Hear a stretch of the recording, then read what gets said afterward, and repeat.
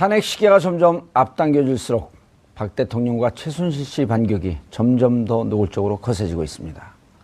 박 대통령 돌발 인터뷰와 최순실 씨 특검 고성에 담긴 노림수는 과연 무엇인지 세 분의 전문가와 함께 이야기 나눠보도록 하겠습니다. 장윤선 오마이TV 방송국장 자리하셨습니다. 네. 예. 안녕하세요. 인사도 안 해요, 왜 근데? 아니, 네. 인사. 네, 왜? 아니, 인사하려고 네. 언제 타이밍을 맞추려고 기다리고 있었습니다. 네, 안녕하십니까? 무슨 TBS 라디오 하는, 진행하는 어느 건방진 사람 쫓아가요? 네? 이렇게. 안녕하세요. 예. 근데 어제 최순실 씨 들어갈 때. 네. 오마이TV는 어제 풀로 촬영한 건가요? 아니요. 원래 특검에서 예. 증인들이나 참고인이나 아니면 이제 특검 수사를 받으러 가는 사람들을 미리 알려주고 원래 최순실 씨의 경우에 언제 들어온다는 메시지를 주기로 했는데요. 그게 안 온 상태에서 현장에 대기하던 기자들만 촬영을, 기자들만 촬영을 했고 어제 밤에도 11시 56분에 나갔거든요. 그래서 어제 현장에도 4개사가 촬영을 했습니다. 어제 밤에 나가는 거 저희는 찍었습니다. 아, 네. 그렇군요. 네. 아니, 헌재 보면 늘 헌재 출석하는 분들. 네. 취재할 때 보면 박종호 기자가. 네. 꼭 물어보죠. 예, 잘생겼는데 이제 피부는 가무잡잡한. 박종호 기자가 꼭 있어서 무척 반가웠어요. 그러고. 네. 장윤성 기자는 오마이TV 하면서. 네. 안에서 이걸 털고 있는데. 밖에서 추위에 떨고 있구나, 저기는. 네. 그래서 장윤성 기자가 비웠어요. 네, 저도 나가요. 그래요? 예. 그렇구나. 그래서 네. 박종호 기자 만나니까 좀 반갑더라고요. 네, 알겠습니다. 예, 전화하겠습니다. 네. 이 방송 안 봐요? 우리 거 안 봐요? 보라고 하겠습니다. 네. 한번 때려준다 그러세요. 네. 자, 양지열 변호사님 자리하셨습니다. 안녕하세요. 예. 제가 왜 이렇게 재밌게 시작하려고 그러냐면요. 네. 어제 박근혜 대통령, 그걸 전 다 봤어요. 50분을. 그거 어떻게 버티셨어요? 만취된 상태에서 봤습니다. 도저히 못 버티겠어요. 제정신으로는 좀 보기가 어렵더라고요. 그러니까요. 그리고 웃어야 되는 게 필요한 게요. 네. 보다가 화병 걸린 분들이 꽤 많으세요. 제 주변에서도. 100만 뷰가 넘게 나왔다고 하는데 너무 이 면역시대로 못 살겠다. 또 취한다. 이런 얘기들 많이 하시더라고요. 아니, 잘하셨네. 저는 진짜로 예. 이렇게 술 먹고 보다가 나도 모르게 친근감이 있어서 누나 그만해. 아무나 부를 수 없는 호칭인데. 누나. 전 아무한테나 막 부릅니다. 차재현 교수님 자리하셨습니다. 예, 안녕하세요. 문서로 봤나요? 쭉 자료 화면을 다 보셨나요? 저는 못 봤습니다. 기사만 봤죠? 예, 기사만 봤어요. 예, 뷰가 별로 안 좋으실 것 같아요. 그래서 못 봅니다, 끝까지. 미리 예상을 했던 건가요, 제가 그러면? 예, 아니 진짜 보기 힘들어요. 예. 근데 아주 우호적인 사람하고 제가 같이 봤거든요. 예. 창피하다 그러더라고요. 진짜로. 지지했고 그분을 찍었고 보수라고 자부하는 분과 술을 먹으면서 같이 봤는데 창피하다. 저도 어제 사실은 관심이 있어서 한번 스마트폰으로 접속을 했더만 접속이 안 되더라고요. 어제 많은 분들이 아마 어쨌든 간에 지지하든 안 하든 대통령이 어떤 이야기를 할까 그 부분에서 많은 사람들이 시선을 끈 거는 사실인 것 같아요. 알겠습니다. 왜 했대요, 근데? 정말 궁금하지 않아요? 청와대 관계자도 모르더만요. 그러니까요. 청와대 관계자들 오늘 기자들이 인터뷰 성사의 배경에 대해서 물어봤지만 누구도 명쾌하게 해명을 못했는데요. 예. 어쨌든 어제 인터뷰를 했던 기자의 설명은 변호인단 측에서 주선을 했다라고 이야기를 합니다. 그랬을 수 있다고 생각해요. 정규재 씨 그분이 정식으로 한국경제 기자인가요? 아니면 한국경제신문의 논설 주간이죠. 논설위원. 예. 그러니까 지금 많은 사람들이 궁금해하는 것이 그러면 신문에 하든지 아니면 환경 TV도 있는데 텔레비전 방송으로 하든지 굳이 1인 방송을 빌어서 한 이유가 뭐냐. 이런 언론의 궁금증이 지금 있는 것이지요. 예. 근데 이제 어찌됐든 대통령이 특정 매체를 선택해서 인터뷰를 한 가장 큰 이유는 원래 이제 설 연휴를 앞두고 전체 기자간담회를 한다, 끝장 인터뷰를 그런 하겠다. 계획이 있었다 그랬죠. 예, 그런 얘기가 있었어요. 그러니까 청와대 차원에서 이제 그런 기획을 하려고 했었는데 혹여라도 질의응답 과정에서 막 얘기하다 보면 또 말실수라는 게 있을 수 있기 때문에 그것보다는 대통령에게 우호적인 한 매체를 정해서 인터뷰를 하는 게 좋겠다라고 선택했을 수 있고요. 설 연휴를 앞두고 있기 때문에 아무래도 그동안 비판 보도가 많아서 그 여론을 좀 뒤집기 위한 전략적 차원이 담겨 있었던 것은 아닌가 이런 분석을 언론이 하고 있습니다. 예. 양 변호사님, 이게 지난번에 1월 1일 기자들하고 간담회 할 때도 예. 이른바 이제 그게 우리가 알기 쉽게 얘기하면 이른바 번개한 거거든요. 예, 그렇죠. 느닷없이. 예. 그러니까 그 한강 비서실장이 떡국 먹자 그랬다가 갑자기 기자들을 그 불렀단 말이에요. 그리고 기자들을 부른 게 과연 지금 탄핵돼서 대통령 직무정지가 된 상태에서 이게 적절하냐. 그래서 뭐 이제 심지어는 청와대 그 공공경비 쓴 거 아니냐. 그렇게 되면 대통령으로서 다관은 누구 돈으로 샀냐. 뭐 이런 얘기까지 치사하게 막 우리가 따질 정도로. 왜냐면 직무 상태에서 한 거거든요. 그렇죠. 근데 어차피 지금 이 사태 전반적으로가 공적 기능과 사적 기능을 전혀 구별하지 않았기 때문에 불거진 문제잖아요. 예. 아직도 그런 부분은 전혀 구별하지 못하고 있는 거죠. 근데 청와대는 내 개인 집이나 마찬가지다라는 생각을 아직도 하고 있는 게 아닌가라는 합리적인 의심이죠, 이거는. 그리고 상당히 급하게 만들긴 했지만 다분히 의도된 게 보십시오. 어제 최순실 씨 들어가면서 자유민주주의를 외치면서 들어갔습니다. 그리고 저녁에 인터뷰 갑작스럽게 했죠. 오늘은 이경재 변호사, 최순실 씨 변호인 이경재 변호사가 기자회견을 자청을 해서 최순실 씨가 탄압받고 있다는 얘기를 했습니다. 이거는 갑작스러울지언정 이 다 기획을 한 것이고요. 그렇게 보는 게 맞고요. 그다음에 그 내용 같은 것도 봐도 당연히 그렇지 않습니까? 본인이 설명하는 자리를 만들었고 오늘 그 주필 논설 주간 그분이 하고 있는 신문의 타이틀을 보니까요. 이렇게 나온 거예요. 돌직구를 던져도 좋다라는 조건, 그리고 편집을 하지 않는다는 조건 하에 인터뷰를 진행했다라고 일면에 썼습니다. 근데 이거를 딱 그냥 글자 그대로 보면요. 무엇이든지 가리지 않고 다 물어봤고, 그 다음에 대통령도 숨김없이 편집 안 하고 다 얘기했다라는 듯한 착시 현상을 불러일으키는 거죠. 그거를 믿는 사람들 입장에서는 정말 대통령이 허심탄회하게, 아니, 그러지 않냐, 언론이 맨날 대통령은 다 짜준 갖고만 얘기를 하고, 최순실이가 써준 거 읽는 사람으로 얘기를 했는데, 돌직구도 던져서 물어봐도 대답도 하고, 편집도 하고 그대로 다 나간 거다. 이렇게 기획이 나오는 거죠. 예. 차 교수님. 예. 최순실 씨가 어제 몇 시에 출석을 했나요? 특검에? 제가 어제 그 생방송 하는 도중에 예.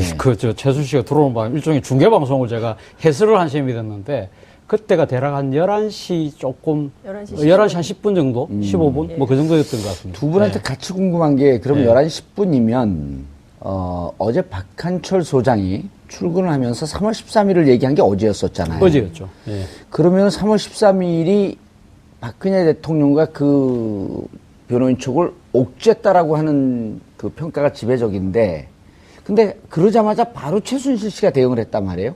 미리 사전에 좀 준비돼 있던 거로 보시나요? 느닷없이 대응한 예. 거로 보기엔 너무 기민하게 그렇죠. 했거든요. 박한철 헌재 소장과의 그런 고리 자체는 분명하지는 않습니다. 분명하지 않지만, 않다. 그러나 청와대하고 최순실 씨하고는 어떤 식의 교감은 있지 않았을까. 최순실 씨 어제 제가 보니까 내리는데 보니까 마스크를 안 쓰고, 그리고 또 이 호송차 자체도 안으로 들어오서 된 것이 아니라 바깥에 멀찌감치 됐어요. 그럼 동선이 길어지잖아요. 그러니까 그것도 그거는 뭐 이제 구치소 측에서 뭐 임의대로 한 거겠지만, 공교롭게도 의심을 갖고 보려고 하니까 일부러 상당히 최순실 씨에게 긴 동선을 제공해서 충분하게 자기가 할 말을 할 수 있도록 제공한 듯한 그런 의구심도 생길 정도의 그런 모습이 보였거든요.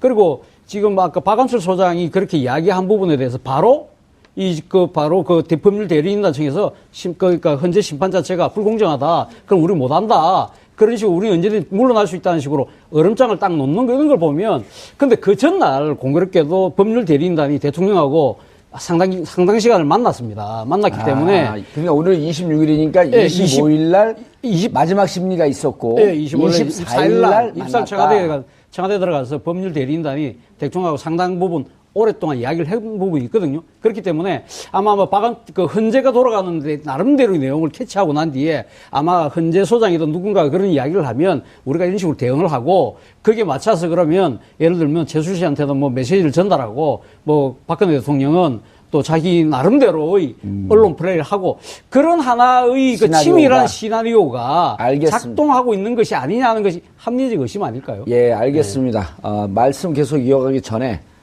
보기 싫은 영상 하나 보고 가겠습니다. 이른바 이제 온라인상에는 극혐 농상. 극혐 뭐죠? 영상. 농상이 아니라. 예. 그러니까 보기는 재밌어요. 연병하네. 그 대목 때문에. 그 대목, 나온네, 이거 방송에. 그 처리를 하셔야 되는 거 아니에요? 왜요? 연삐하네 뭐 이렇게 하셔야 되는 거 아니에요? 그러면, B병하네. 예, B병. 자, 보고 가시죠, 영상을. 네. 예. 여기는 더 이상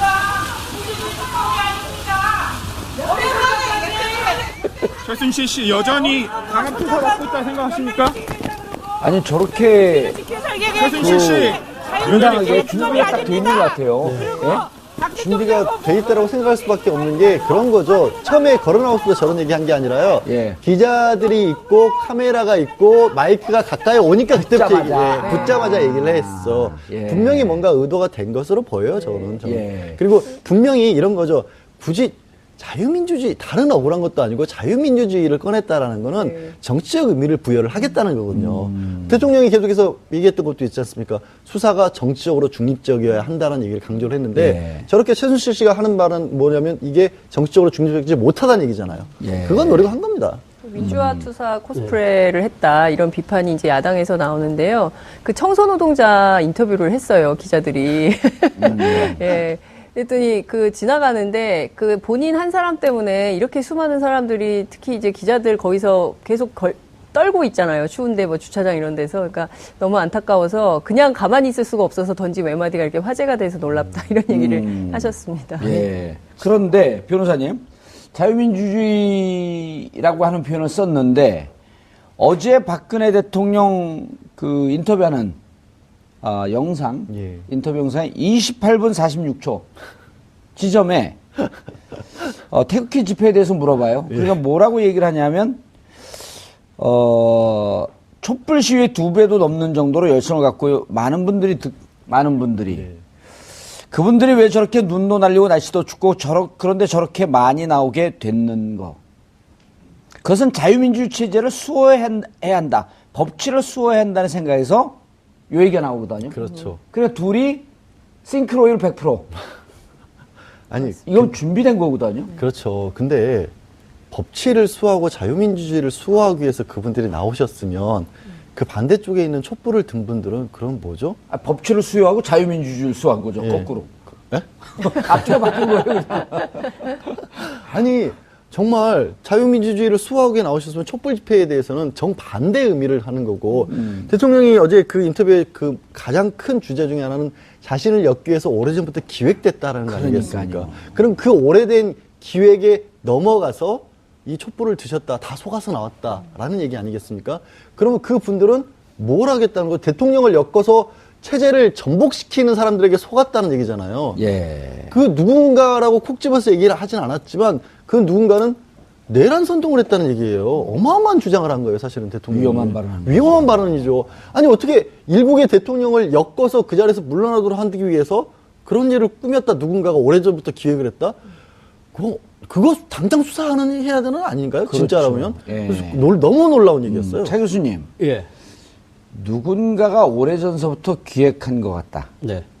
그러면 그 기획할 때는요, 이미 지난해 7월 이전에 최순실 게이트가 터지기 전에는 언론도 장악하고 있었고, 경찰, 검찰, 국정원 다 장악하고 있었고, 절대적인 힘을 갖고 있었거든요. 그렇죠. 그러면 그 힘을 뛰어넘을 수 있는 누군가의 기획은 그건 우주의 힘밖에 없거든요. 그러네요, 논리적으로. 그러면 예, 예, 그럼 논리적으로. 우주의 예. 기획이라고 하는 것은 이것은 자연의 섭리거든요. 그럼 자연의 섭리에 의해서 탄핵된 거 맞네? 그런 거 아닌가요? 뭐 논리적으로는 그렇게 지금 뭐 이야기가 진행될 수 있네요. 예. 근데 지금 사실 그 지금 기획됐다는 부분 자체가 저는 뭐 촛불 민심이나 이런 게 기획됐다는 부분에 대해서 이게 대해서 지금 수용할 수 있는 국민이 과연 몇 %? 될까요? 천만이 어떻게 기획돼서 그렇죠. 나옵니까? 말 그대로 손바닥으로 하늘 가리기 아닙니까? 근데 사실 기획된 부분은 어제 대통령과 어떻게 보면 최순실 씨의 이걸 돌발 행동 자체가 저는 기획됐을 가능성이 높다. 아까 뭐 지금 뭐 법치라든지 자유민주주의라는 그런 공통 단어가 있다지만 정말 공통 단어가 한마디 또 있습니다. 경제 공동체. 예. 최순실 씨 그랬잖아요. 박근혜 대통령과 자신을 경제 공동체로 하기 위해서 특검이 압박을 하고 있다. 그렇게 공개적으로 이야기를 했잖아요. 예. 그리고 대통령도 경제 공동체에 대해서 엮은 거다. 그 강력하게 이야기를 하면서 이 경제 공동체 부분을 강하게 질타를 했죠. 경제 공동체라는 부분이 왜 그렇게 중요합니까? 두 사람이 사실 이 공동지갑을 같이 쓰고 있다, 지갑을 같이 쓰고 있다고 한다면 최순실 씨가 득한 이득은 대통령의 이득으로 귀결되기 때문에 둘 다 뇌물죄가 적용되는 부분에 있어서 이걸 지금 빠져나가기 위해서 두 사람이 아주 강하게 주장하는 거 아닙니까? 근데 하나의 허점이 있어요. 그러니까 최순실 씨는 여전히 특검이 자신에게 강하게 압박을 하고 있다는데 또 박근혜 대통령 그랬어요. 특검에서 경제 공동체는 자신들도 말이 안 되었는지 그렇게 표현은 안 했지만 뉘앙스는 특검이 그걸 철회했다고 하는데 특검 철회한 적이 없거든요. 공식적으로. 철회한 적 없죠. 예, 그럼 철회했으면 또 최순실 씨가 왜 이렇게 소리를 질렀겠어요? 그렇죠. 그러니까 이거는 좀 뭔가 엇박자가 났는데 경제 공동체라는 부분의 이 중요성 그 부분에서 똑같이 인식을 하고 있는 건 사실인 거죠. 그렇죠. 예. 뇌물죄에 대한 두려움이 갖고 있는 있었던 거고 예. 이거에 대한 두려움이 있었다라고 한다면 뒤에서 법률적 조력자가 그렇죠. 지시했을 가능성이 예. 있다. 예. 그러니까 오래전서부터 기획한 사람도 그 변호사들이네요. 그러니까 정작 기획한 사람들은 예. 촛불 민심을 기획한 것이 아니라 촛불 민심으로 발생된 이 탄핵 정국을 뭔가 뒤집어 엎어보려고 엎으려고. 지금 기획하고 있는 것이 예. 그것이 정답이 아닌가 생각해요. 아까 이제 내란죄 선동이라고 했는데 내란 선동의 의미가 뉘앙스가 있다고 했는데 일단 이분들이요 그 박한철 소장이 3월 13일까지 끝내야 된다라는 게 사실 어찌 보면 박한철 소장이나 헌재 입장에서 그렇게 날짜 가이드라인을 잘 안 주잖아요. 무척 그렇죠. 신고하신 분들인데. 예. 근데 대통령 측 대리인들이 연기 작전을 하거나 지원을 하고 국가가 심각한 위기 상황에 가고 있다라고 하는 정말 가슴 어린 그 충정 어린 지적 아니었어요? 그럴 수밖에 없죠. 예. 그리고 너무 뻔히 보이잖아요. 증인 신청 39명이 했는데 그 39명 증인들 보면 이 사건하고 관련도 안 돼 있는 사람도 있고 조홍천 의원 같이 내부에게 폭로했던 사람도 있고 그다음에 기업의 피해자라고 주장하는 기업 대기업 재벌 회장들도 들어가 있고 이러다 보니까 그리고 이미 헌법재판소에서 검찰 수사 과정에서 받은 조서들만으로 충분하다고 충분하다. 판단을 내린 사람들까지도 신청을 한단 말이에요. 예. 그럼 헌재 재판관들이 보기에는 이건 법정을 못 오간다고 느끼는 거죠. 그렇기 때문에 박한철 헌재소장도 정말 이례적으로 그 말씀을 하신 거예요. 왜? 그 말씀이 사실은 필요 없는 말씀인 게 증인 신청 어제 이제 날짜 정했잖아요. 증인 신청 언제까지 예. 하겠다. 원래는 그 얘기만 하면 돼요. 그 얘기만으로도 해석론이 그러면 언제까지 나오겠다는 게 나오는데 그럼에도 불구하고 박한철 헌재소장도 오죽 답답하셨으면 그 얘기를 했겠어요. 그리고 박 소장님이요. 그분이 무슨 진보 투사입니까? 아니죠. 박근혜 대통령이 임명하신 분이에요. 그리고 통합진보당 해산 심판을 그렇습니다. 해산하셨던 분이고 신속하게 바로 해서 오죽했으면 이걸 청와대하고 의견 맞춘 게 아니라 의혹까지 받으셨던 분이고 그렇죠. 김용한 수석의 비망록에 그 내용이 나와 있었기 그렇죠. 때문에 그러니까 그럴 정도로 사실 정치적 성향도 오히려 보수에 가까우신 분이거든요. 그런 분이 보기에도 이건 해도 너무한다라고 판단을 하니까 그렇게 날짜까지 정해서 얘기를 하신 거죠. 예, 장 기자님. 네. 저도 이거 들으면서 섬뜩했는데 아까 방송 준비하기 전에 장 기자님한테 잠시 여쭤봤더니 네. 이건 내란 선동이다. 깜짝 놀랐어요. 왜요? 제가 찌찌뽕 할 뻔했어. 똑같은 얘기를 동시에 갖고. 예. 그런데 예. 정말 위험한 얘기를 했는데 정규재 주필이 이런 얘기를 했어요. 국회 언론 노조 검찰이 동맹군이 된 듯. 국회 언론 노조 검찰이. 네. 여기서 노조는 좀 빠질 수 있지만 국회 언론 검찰은 다 자기들과 친분 관계가 있었던 분들 아닌가요? 그렇죠. 예. 이거 뭐 어떻게 받아들여야 돼요? 저는 이것은 사실 이제 4대 개혁이라고 그 정주필이 주장을 했는데요. 그러니까 박근혜 대통령이 내세운 뭐 개혁안이기도 하죠. 그렇지만, 지금 네 군데가 모두 공세를 하고 있다고 보기 때문에 이런 질문을 한 측면도 있다. 이렇게 보여지는데, 그 질문 자체가 저는 좀 의도된 측면이 있고요. 이 의도된 질문에 대해서 답변하는 내용을 쭉 들어보면 이제 본인의 업무 성과를 중심으로 막 얘기를 합니다. 그런데 이제 그 기획과 관련해서 박근혜 대통령이 지금 제일 의심을 하고 있는 것으로 보이는 두 세력이 있으니 그것은 하나는 조선일보고 하나는 중앙일보라는 거거든요.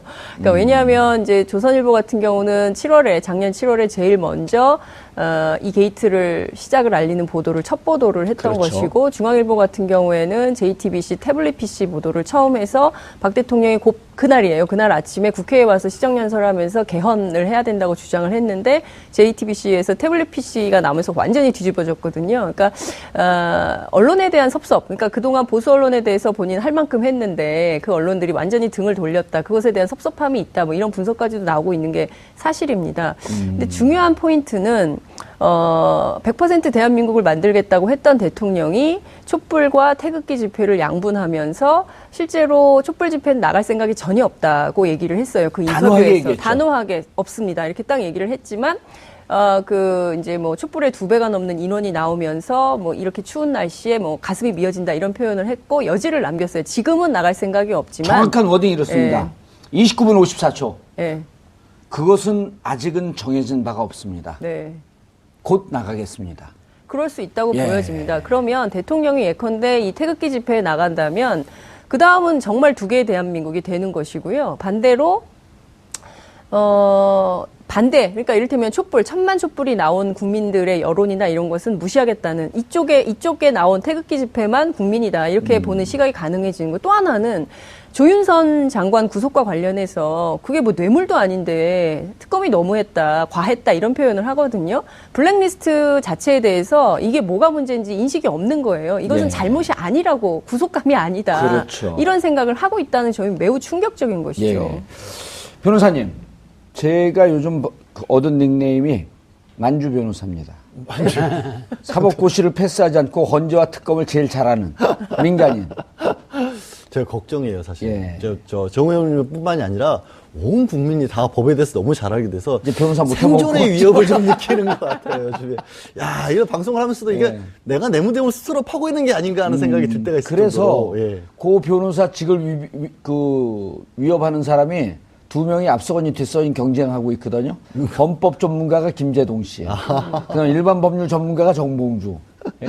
아니 그런데 이제 제가 왜 그 말씀을 드리냐면 장윤성 기자가 지금 블랙리스트 얘기했잖아요. 예. 근데 블랙리스트는 사실 평상시 같으면 5년 이하의 징역, 그렇죠. 10년 이하의 자격정지, 1,000만 원 이하의 벌금. 보통 변호사들이 벌금형까지는 못 외우는데. 예. 대단하시네, 진짜. 그래서 예. 평상시처럼 이렇게 국민 여론이 몰려있지 않을 때는 이것은 구속수사감이 아니에요. 예. 그런데 구속됐거든요. 이걸 변호사 누군가가 얘기를 해준 겁니다. 아. 그래서 블랙리스트 별거 아니지 않냐. 그래서 특검에서는 이렇게 얘기했단 말이에요. 블랙리스트 할 때 이것은 헌법 정신 위배다. 그렇죠. 그다음에 19조 양심의 자유, 21조, 22조 표현, 언론 표현의 자유. 큰일 난다. 큰일 났네. 어떡하지, 이거? 우리는 계속 부를 테니까 걱정하지 마세요. 예. 그래서 그거를 적시했거든요. 물론 예. 이것은 법률 위반 아니지만 네. 이렇게 헌법 정신을 위배한 위중한 것이다라고 하면서 헌재에다가도 시그널을 줬고 알려줬잖아요. 그렇습니다. 사실 뇌물죄랑 딱 비교를 한 게 현재 이제 특가법상 뇌물을 하면 5년 이상이게 되지만 말씀하신 그런 직권남용 5년 이하니까 정말 천지 차이거든요. 하지만 장 기자께서 잘 지적을 하신 것처럼 저도 이 부분이 가장 충격적이었어요, 사실은. 인식이 없구나. 뭐가 인식이 잘못돼. 없어요. 인식이 없구나. 네. 아니 다른 게 아니라 이 촛불 집회와 탄핵 반대 집회도 그렇지만 그렇게 한다는 것은 국민을 반으로 쪼개놓고 내 편을 가르는 것을 대통령과 그다음에 국정을 이끌어갈 지서실장과 장관이 그걸 주도했다라는 건데 어마어마한 일이잖아요, 사실은. 저는 대통령이 거의 알 수 있을 것 같은 상황에서. 그런 상황에서 이거는 듣고 마음이 아플 정도예요, 솔직히. 아무리 지금의 상황이 본인의 개인적으로 놨었을 때는 어려운 상황이라 할지라도 국가를 쪼개면서까지 그거를 자기가 살아날 길을 찾아서는 안 되는 거잖아요. 지금 기대는 거는 지금 뭐 10몇 %는 아직도 지지하는 사람들의 목소리를 예. 더 끌어올려서 예를 들어 한 30%까지 끌어올리면 원래 받았던 콘크리트 지지를 받아들이면 헌법재판소도 부담을 느낄 것이다. 이런 걸 기대하는 건데 문제는 그렇게 되면 그 30%가 설령 올라간다고 해도 그 30%가 나머지 70%는 완전히 쪼개집니다. 나라가 절단나는 거예요. 어제 인터뷰 보면 나라는 없고 개인만 있었던 거 아니에요? 그게 너무나 가슴이 아픈 거예요. 전 진짜 가슴이 아파요. 진짜. 뇌물죄는요. 개인적인 비리입니다. 공무원이지만 공직과 관련된 문제지만 그냥 그 공무원이 돈을 뭐 몇십억을 받아먹고 끝나는 거예요. 그 사람 하나 처벌하면 끝나는 거예요. 나라를 절단내진 않아요. 근데 블랙리스트는 국가를 쪼개겠다는 거거든요. 국민을 구분하는 거였거든요. 왜 그것의 심각성을 모르는 거예요? 그러니까 차 교수님 우리가 예. 이 얘기를 하면서 네. 그 진시황의 분서갱유에 예. 비유했단 말이에요. 그 역사상 가장 극악무도한 범죄 행위 아니에요, 그게? 그렇죠. 자기 예. 국민과 인류를 적으로 내모는. 예. 그게 블랙리스트라고 얘기했던 겁니다. 그렇죠. 근데 그거에 대한 죄의식이 없어요.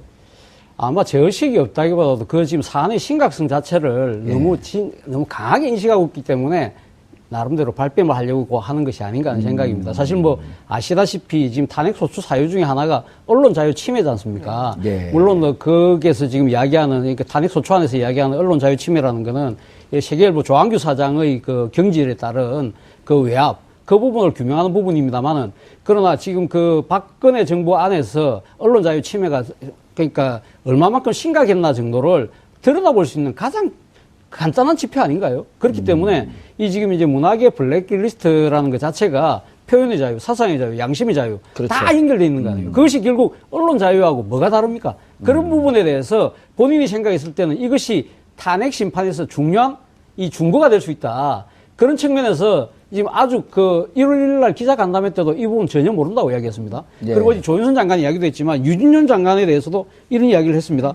장관으로 재직할 때 한 말과 퇴임할 때 말이 달라서 개탄스럽다. 예. 그런 이야기를 했습니다. 일종의 진실 게임으로 몰고 가는 거거든요. 그렇죠. 그렇기 때문에 지금 유진룡 전 장관은 어제 헌법재판소에 가서 이야기를 했지 않습니까? 실제적으로 그런 일이 있었고 자기가 물러나기 전에 물론 그것 때문에 물러난 측면이 분명히 강합니다만 대통령에게 이런 식으로 해서는 안 된다. 분명히 이야기를 했다는 거 아닙니까? 예. 그럼 기자들한테도 이야기했고 헌법재판소에 가서도 이야기할 정도인데 이 정도의 신념이 확신한 분이 이 주무장관으로서 그 부당한 부분에 대해서 왜 공개적으로 그러니까 대통령한테 말을 못했을까요?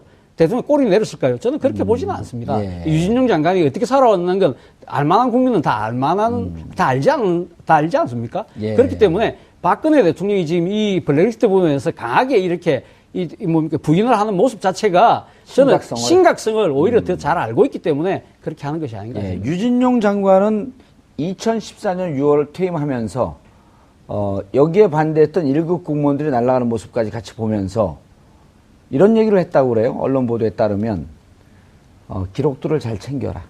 그 함의가 많거든요. 지금은 그렇죠. 우리가 말할 수 없지만 언젠가 이것에 대해서 진실을 얘기할 시기가 올 것이다. 그러니까 그 전에는 옥죄어서 말을 못했지만 분명히 이런 얘기를 할 것이다라고 하는 복선은 있었던 거거든요. 아마 유진용 장관 정도의 그 경륜이라고 한다면 당장은 자신이 그렇게 이야기를 하지 않지만 어느 정도 정권의 말기가 가면 이러한 여러 가지 폐해들이 드러나게 되면 본인이 그때서는 이야기를 해서 이 바로 잡을 수 있을 거라는 아마 일말의 기대 같은 걸 갖고 있지 않아 하는 생각입니다. 예. 진짜 말씀하셨을 때 예. 분석경비라는 표현을 쓰셨고 저도 그 표현을 썼는데 그렇게 생각하실 수도 있는 것 같아요. 야, 진시황 때 그때는 정말 책 불태우고 선배들 진짜 구덩이에 몰아넣어서 죽인 건데 그 정도까지? 그 정도까지라고 하는데 실제로 그런 정도인 게요. 출판계들 굉장히 열악한 거 아시지 않습니까? 예.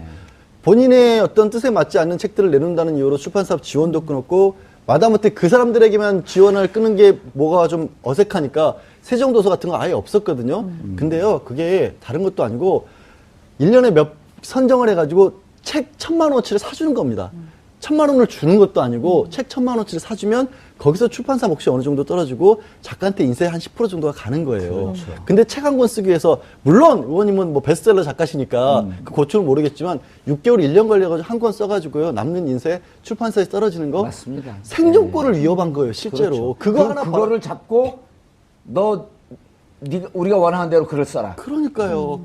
그 정말 푼돈 가지고 사람들의 생사여탈을 좌우했던 거예요. 실제 심각한 문제예요. 근데 제가 이 얘기를 꼭 해야 될 것 같은데요. 그러니까 어제 유진용 장관이 헌법재판소에서 와서 했던 얘기 중에 핵심인데 그 세월호 당시 참사 당시에 대통령이 해경 해체해야 된다고 했었잖아요. 근데 관련해서 국무위원 회의할 때 이것은 대통령이 독단적으로 결정할 문제가 아니고 국무위원들끼리 상의를 해야 된다.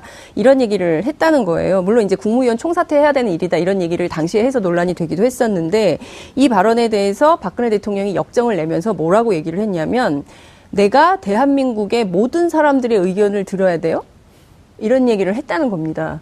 그 말에 굉장히 충격을 받았다는 거예요. 그러니까 대한민국의 모든 사람들의 의견을 듣지 않겠다는 거죠. 그러니까 이미 자기를 대통령만 지지하는 사람들의 얘기만 국민 거예요. 듣겠다. 그러니까 본인을 지지하고 본인 얘기에 찬동하는 사람들만 국민인 것이고 그 밖에 국민은 국민이 아니다라는 인식이 2014년 6월에도 있었다는 것이고요.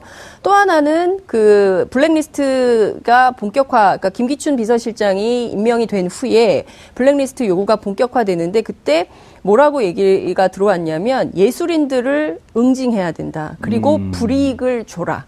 라는 것이 분명했다는 거예요. 우리가 응징이라는 단어를 누구에게 씁니까? 저는 주로 북한.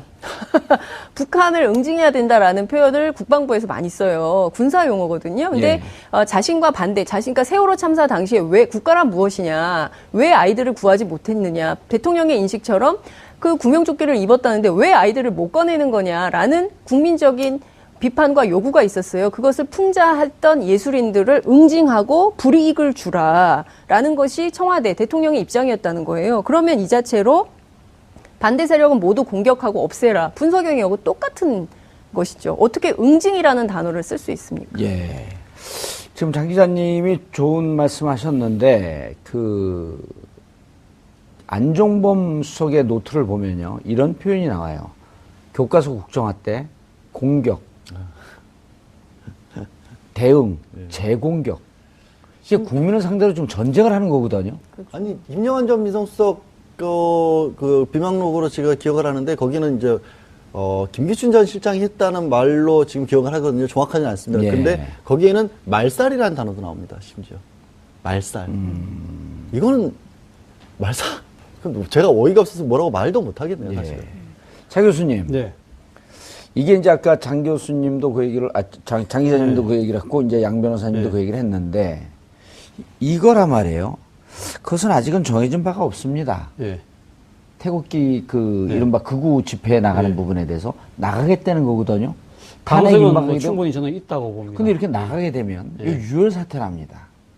그 우리가 집회를 상당히 가보면 크죠. 예. 그 집회를 가보면 상당히 과격한 표현이 나온답니다. 촛불을 죽여야 된다. 촛불 죽여야 된다고 군이 뭐 하고 있느냐, 뭐 하고 있느냐, 총 쏴야 된다고 이런 얘기까지 선포해야 나온다는 된다는 거예요. 이야기까지 나오고 있죠. 그런 자체가 어떻게 보면 내란 선동을 하고 있는 그런 측면이 다분히 있는데, 그런 장소에 지금 이제 업무가 정지돼 있지만 그래도 아직은 대통령이지 않습니까? 예. 대통령이 그 장소에 나가서 힘을 실어준다는 그 자체는 전혀 적절치 않죠. 이건 그거는 유혈 어떻게 보면 유혈 사태를 유도하는 거 아니에요? 뭐 제가 그렇게 단정적으로 이야기는 할 수는 없습니다만 추정적으로 얘기해 보세요. 그런 부분에 대해서 아마 근데 저는 뭐 그런 생각을 해봅니다. 대통령이 설사 그런 생각을 갖고 있다 하더라도 예를 들면 대통령이 그렇게 나가는 부분에 대해서 지금 청와대 참모들이 어떻게 지금 이 대통령을 뭐 지금 보좌는 공식적으로 못 하고 있습니다만은 이럴 때 진짜 아니 되옵니다는 목소리를 높여야 될 때죠. 알겠습니다. 양 변호사님. 그 정도를 해야 그래도 이 사태에 대한 책임을 조금이라도 들 수 그렇게 있는. 할 사람들이면 여기까지 안 왔죠. 예. 아니, 그 마지막으로 호소를 하는 거죠. 너무나 심각한 사태가 많이 보일 수 있는 상황이니까. 안 조대한 그렇습니까? 예. 민정수석이 또 한 축을 담당하고 있는 것으로 추정되어 옵니다. 양 변호사님. 예. 자, 이제 문제는 헌재에 대해서도 전쟁 선포를 한 거예요. 예, 나 그렇죠. 응하지 않겠다. 예. 3월 13일까지 한번 가봐라. 탄핵이든 이게 탄핵 인용이든 기각이든. 근데 박한철 소장이 저렇게 얘기했을 땐 거의 인용으로 들리잖아요. 국민들도 그렇죠. 다 그렇게 받아들였고, 나 3월 13일 넘기겠다라고 하는 의도로 보이는데, 이 연기 작전에 들어갔단 말이에요. 어떤 게 있을 수 있을까요? 지금 가장 먼저 나오는 얘기는 이제 변호인단들이 사퇴를 할 수도 있다라는 협박이 대리인 있죠. 총사퇴. 대리인 총사퇴를 아하. 해버리면. 근데 이제 이런 겁니다.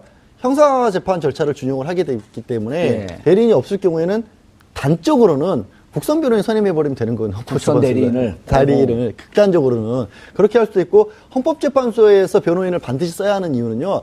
이게 방어권 보장용이 아니고 헌법재판이라는 특별한 재판이기 때문에 이게 법적으로 이론적으로 정비가 된 의견서만이 헌법재판소에 전달돼야 한다는 재판관들의 편의를 위한 규정이에요. 사실은 법조계에서는 이 규정이 악법이라고 하는 그런 규정이거든요. 아. 그래서 변호사 없이도 판단은 가능해요. 다만 정치적 후폭풍이 좀 있을 수 있기 때문에 헌법재판소도 제가 말씀드린 그런 방법을 쓰기는 좀 어려워 보이고, 두 번째로 정말로 걱정되는, 두 번째는 또 할 수 있는 게 사퇴를 하고 바로 신임 대리인을 앉히겠다. 예. 이러면 자연스럽게 지연이 되는 거잖아요. 그것까지 아예 막을 수 신임 대리인이 서류를 보는 시간을 좀 달라. 그렇죠. 처음에 헌법재판소 처음 나왔을 때 이번 대리인단으로 서류 안 보고 나와서 강균원 재판관한테 나도 보고 온 걸 왜 안 보고 나왔냐 비난을 받았잖아요. 근데 신임 대리인이 들어와서 똑같은 걸 해서 일주일만 더 주세요, 2주일만 더 주세요 할 수 있거든요.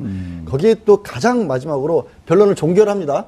종결로 재판 끝났고 이제 결정 못 씁니다. 2주 들어갑니다. 갑자기 대통령이 나타나서 나 마지막으로 한마디는 해야겠다.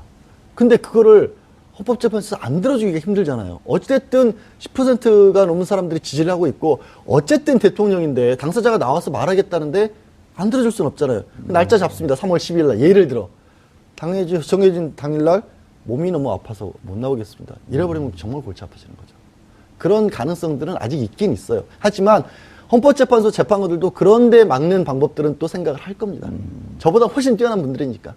최악의 상황으로 가고자 하는 그런 의도를 그냥 점점 상황을 최악으로 만들려고 하는 그런 의도가 보이잖아요. 그러니까 그게 저도 아까 블랙리스트도 마찬가지지만 그런 극단적인 상황을 연출을 해서 거기서 어떻게든 정치적인 노림세, 정치적인 회복세를 만들려고 한다는 게 너무 싫다라는 거예요. 그게 너무 보이니까. 예. 왜 지금도 국가 비상사태 아닙니까, 사실은. 예. 얼마나 서민들 어려워하고 있습니까, 경제 때문에. 나라가 지금 운영이 제대로 안 되고 있는데, 그걸 더 심각한 사태로 끌고 가겠다라는 거잖아요. 알겠습니다. 간단하게 어제 최순실 씨 조사에서 묵비권을 행사했나요? 아니면은 그 뭔가 답변을 했나요? 특검 조사에서. 어제 그 오전 11시 15분에 들어와서 오후 2시 전까지 변호인 접견을 하고요. 예. 오후 2시부터 그러니까 밤 11시 56분에 이제 나갔으니까 그 사이에 이제 조사는 있었는데 계속 묵비권을 행사를 했고요.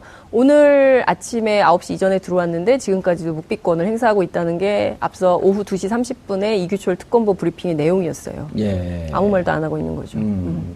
그런데 이제 범죄 방어권 차원도 있지만 예. 범죄 사실을 확인하는 과정이기 때문에 네. 당신이 여기서 소명을 해봐라. 예, 예. 근데 묵비권 하면 인정하는 거로 하고 넘어가는 그렇죠. 거 아니에요? 예. 그러니까 그러니까 특검보 브리핑에 따르면 이미 전부 다 이제 조서가 있고 그 관계자들이 전부 소명된 것이기 때문에. 그렇습니다. 그리고 이제 구속된 이대와 관련해서는 구속된 사람들이 많이 있기 때문에 증거 자료는 너무나 많아서 꼭 최순실 씨가 진술을 해야만 되는 것은 아니다. 뭐 예. 이런 입장을 얘기를 하고 있죠.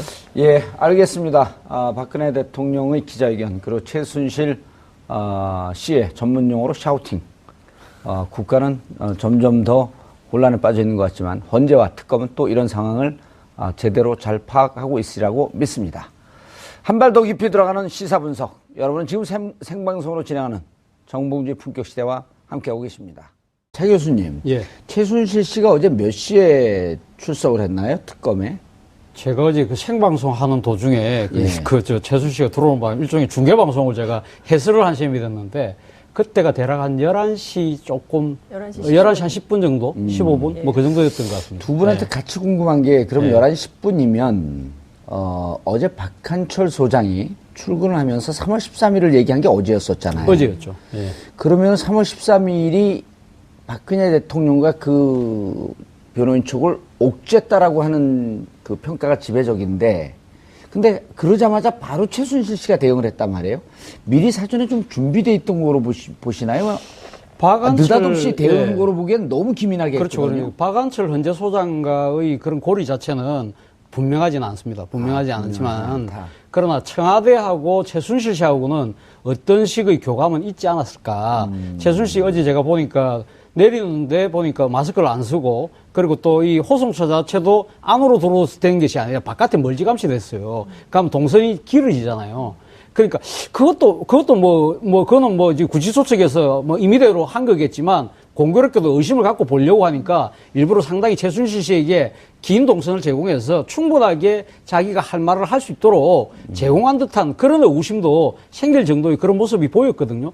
그리고 지금 아까 박한철 소장이 그렇게 이야기한 부분에 대해서 바로 바로 그 대법률 대리인단 측에서 그러니까 현재 심판 자체가 불공정하다. 그럼 우리 못한다. 그런 식으로 우리 언제든 물러날 수 있다는 식으로 얼음장을 딱 놓는 거 이런 걸 보면 근데 그 전날 공교롭게도 법률 대리인단이 대통령하고 상당 시간을 만났습니다. 만났기 때문에 그러니까 오늘 26일이니까 예, 25일 날 마지막 심리가 있었고 예, 24일 날 입사 만났다. 청와대 들어가서 법률 대리인단이 대통령하고 상당 부분 오랫동안 이야기를 해본 부분이 있거든요. 그렇기 때문에 아마 그 헌재가 돌아가는데 나름대로의 내용을 캐치하고 난 뒤에 아마 헌재 소장이든 누군가가 그런 이야기를 하면 우리가 이런 식으로 대응을 하고 거기에 맞춰서 그러면 예를 들면 최순실 씨한테도 뭐 메시지를 전달하고 뭐 박근혜 대통령은 또 자기 나름대로의 언론 플레이를 하고 그런 하나의 그 치밀한 시나리오가 알겠습니다. 작동하고 있는 것이 아니냐는 것이 합리적 의심 아닐까요? 예, 알겠습니다. 말씀 계속 이어가기 전에 보기 싫은 영상 하나 보고 가겠습니다. 이른바 이제 온라인상에는 극혐 농상. 극혐 뭐죠? 영상. 농상이 아니라. 예. 그러니까 보기는 재밌어요. 연병하네. 그 대목 때문에. 그 대목, 나온네, 이거 방송에. 그 처리를 하셔야 되는 거 아니에요? 왜요? 연삐하네 뭐 이렇게 하셔야 되는 거 아니에요? 그러면, B병하네. 예, 자, 보고 가시죠, 영상을. 네. 예.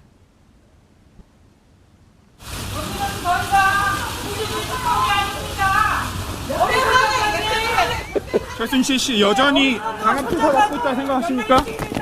아니, 저렇게 최순실 씨 당당하게 준비가 딱 돼 있는 것 같아요. 예? 준비가 돼 있다라고 생각할 수밖에 없는 게 그런 거죠. 처음에 걸어나왔을 때 저런 얘기한 게 아니라요. 예. 기자들이 있고 카메라가 있고 마이크가 가까이 오니까 그때부터 붙자마자 얘기를 했어. 예. 분명히 뭔가 의도가 된 것으로 보여요. 저는. 예. 그리고 분명히 이런 거죠. 굳이 자유민주주의, 다른 억울한 것도 아니고 자유민주주의를 꺼냈다라는 거는 정치적 의미를 부여를 하겠다는 거거든요. 대통령이 계속해서 얘기했던 것도 있지 않습니까? 수사가 정치적으로 중립적이어야 한다는 얘기를 강조를 했는데 저렇게 최순실 씨가 하는 말은 뭐냐면 이게 정치적으로 중립적이지 못하다는 얘기잖아요. 그건 노력을 한 겁니다. 민주화 투사 코스프레를 했다 이런 비판이 이제 야당에서 나오는데요. 그 청소노동자 인터뷰를 했어요 기자들이. 예. 그랬더니 그 지나가는데 그 본인 한 사람 때문에 이렇게 수많은 사람들이 특히 이제 기자들 거기서 계속 떨고 있잖아요. 추운데 뭐 주차장 이런 데서. 그러니까 너무 안타까워서 그냥 가만히 있을 수가 없어서 던진 외마디가 이렇게 화제가 돼서 놀랍다 이런 얘기를 하셨습니다. 예. 그런데 변호사님, 자유민주주의라고 하는 표현을 썼는데 어제 박근혜 대통령 그 인터뷰하는 영상, 인터뷰 영상에 28분 46초 지점에 태극기 집회에 대해서 물어봐요. 그러니까 뭐라고 얘기를 하냐면 촛불 시위에 함께 나왔다고 하는데 너무 뭐 이 면역 시대로 못 살겠다, 또 취한다 이런 얘기들 많이 하시더라고요. 아니, 잘하셨네. 저는 진짜로 이렇게 술 먹고 보다가 나도 모르게 친근감이 있어서 누나 그만해. 그 아무나 부를 수 없는 호칭인데. 누나. 전 아무한테나 막 부릅니다. 차재현 교수님 자리하셨습니다. 예, 안녕하세요. 문서로 봤나요? 쭉 그 자료 화면을 다 보셨나요? 저는 못 봤습니다. 기사만 봤죠? 예, 기사만 봤어요. 예, 비유가 별로 안 좋으실 것 같아요. 그래서 못 봅니다, 끝까지. 미리 예상을 했던 건가요, 제가 그러면? 예, 아니 진짜 보기 힘들어요. 예. 근데 아주 우호적인 사람하고 제가 같이 봤거든요. 예. 창피하다 그러더라고요. 진짜로. 그 지지했고 그분을 찍었고 보수라고 자부하는 분과 술을 먹으면서 같이 봤는데 창피하다. 저도 어제 사실은 뭐 관심이 있어서 한번 그 스마트폰으로 접속을 했더만 접속이 안 되더라고요. 어제 뭐 많은 분들이 아마 어쨌든 간에 지지하든 안 하든 대통령이 어떤 이야기를 할까 그 부분에서 많은 사람들이 시선을 끈 거는 사실인 것 같아요. 알겠습니다.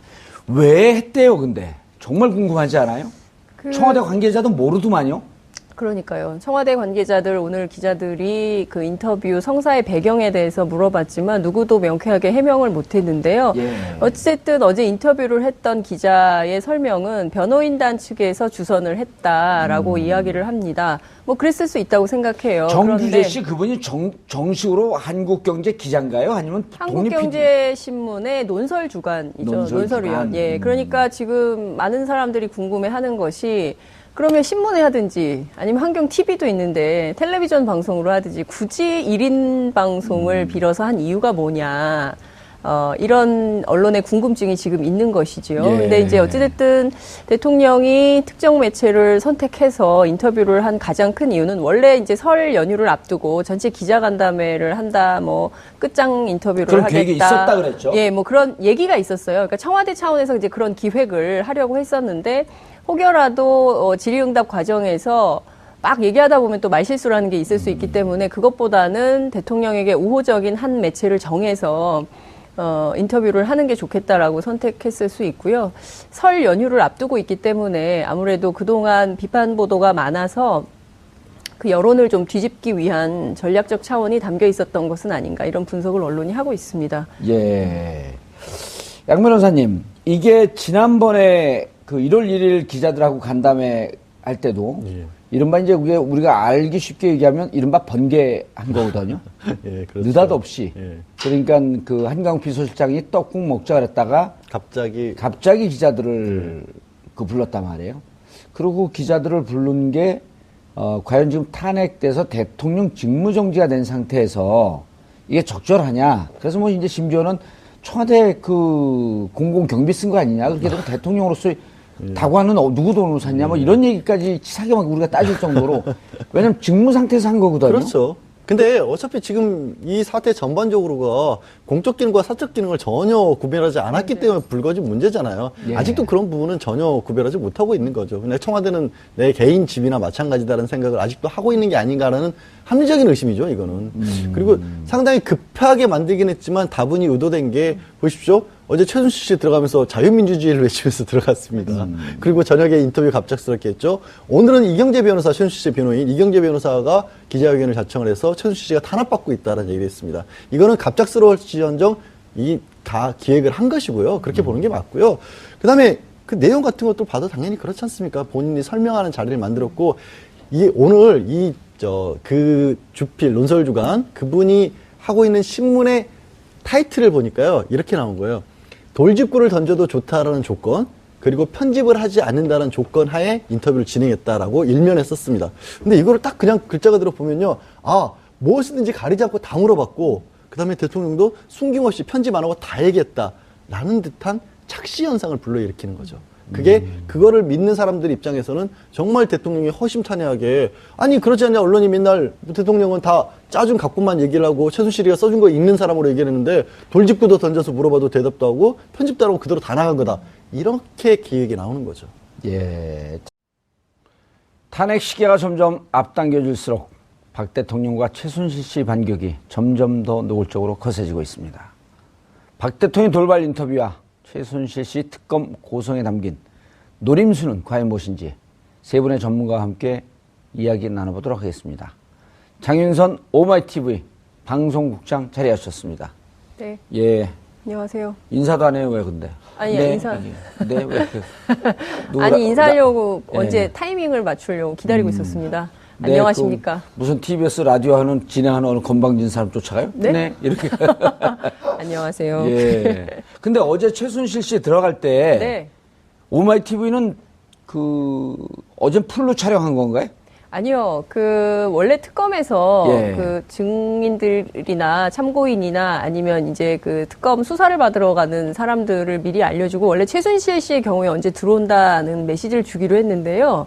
그게 안 온 상태에서 현장에 대기하던 기자들만 버치기 촬영을, 하던. 예, 예. 기자들만 촬영을 했고 어제 밤에도 11시 56분에 나갔거든요. 그래서 어제 현장에도 4개사가 촬영을 했습니다. 어제 밤에 나가는 거 저희는 찍었습니다. 아, 네. 그렇군요. 네. 아니, 헌재 보면 늘 헌재 출석하는 분들 네. 취재할 때 보면 박종호 기자가 네. 꼭 물어보죠. 예, 잘생겼는데 이제 피부는 가무잡잡한 박종호 기자가 꼭 있어서 무척 반가웠어요. 그리고 네. 장윤성 기자는 오마이TV 하면서 네. 안에서 이걸 털고 있는데 밖에서 추위에 떨고 있구나 저기는. 네.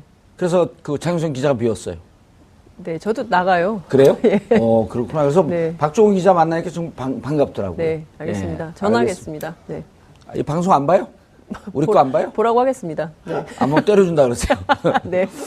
자, 양지열 변호사님 자리하셨습니다. 안녕하세요. 예. 제가 왜 이렇게 재밌게 시작하려고 그러냐면요. 네. 어제 박근혜 대통령, 그걸 전 다 봤어요. 50분을. 그거 어떻게 버티셨어요? 만취된 상태에서 봤습니다. 도저히 못 버티겠어요. 제정신으로는 좀 보기가 어렵더라고요. 그러니까요. 그리고 웃어야 되는 게 필요한 게요. 예. 보다가 화병 걸린 분들이 꽤 많으세요. 제 주변에서도. 100만 뷰가